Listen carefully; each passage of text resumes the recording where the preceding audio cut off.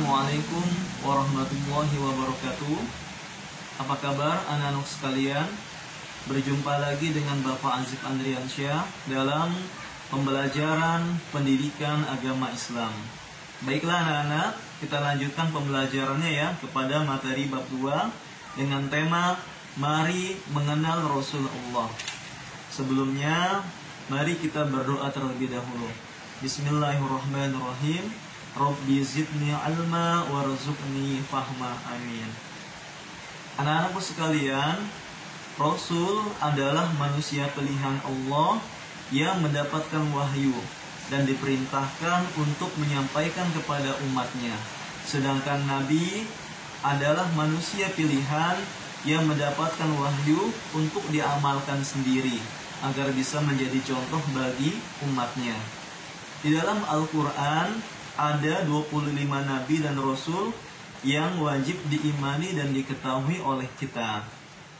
Mulai dari Nabi Adam sampai dengan Nabi Muhammad. Kalian bisa menghafalnya dengan berbagai lagu ya yang ada dalam YouTube. Seperti contohnya Adam, Idris, Nuh, Hud, Soleh, Ibrahim, Lut, Ismail, Ishak, Yakub, Yusuf, Ayub, Su'aib, Musa, Harun, Zulkifli. Seperti itu ya anak-anak ya. Nah, di antara tugas Rasul adalah menyeru umat manusia untuk menyembah Allah Subhanahu wa Ta'ala, kemudian menyempurnakan akhlak dan memimpin manusia agar mencapai kebahagiaan di dunia dan juga akhirat. Kita lanjut ke materi selanjutnya mengenai sifat-sifat Rasulullah. Mengenai sifat-sifat para rasul dapat dilihat dari 3 segi. Yang pertama ada sifat wajib, kemudian sifat mustahil, dan juga sifat jaiz. Adapun sifat wajib adalah sifat yang harus dimiliki oleh Rasul Allah. Yang pertama sifat wajibnya adalah siddiq, artinya benar. Yang kedua amanah, artinya terpercaya. Yang ketiga tabligh, yang artinya adalah menyampaikan. Dan yang keempat fatonah, yang artinya adalah cerdas.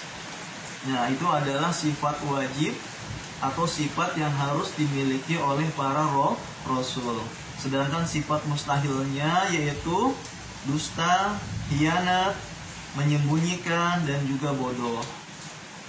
Mengenai sifat jaiz bagi Rasul, sifat jaiz bagi Rasul ini adalah sifat-sifat kemanusiaan yang terdapat pada manusia. Jadi Rasul pun sama seperti kita mengenai sifat jaiznya, yaitu makan dan minum, kemudian berdagang, berusaha, dan lain sebagainya. Kemudian anak-anak, kita bahas mengenai Rasul Ulul Azmi. Apa itu Rasul Ulul Azmi?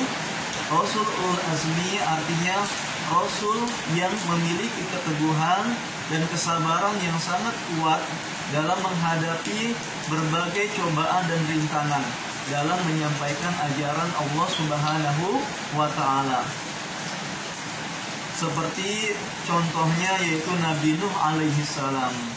Nah, setelah sekian lama berdakwah, Nabi Nuh ini pengikutnya hanya sedikit. Bahkan istri dan anaknya yaitu Kan'an tidak mau mengikuti ajakan Nabi Nuh alaihi salam. Kemudian contoh selanjutnya, Rasulul Azmi selanjutnya yaitu Nabi Ibrahim.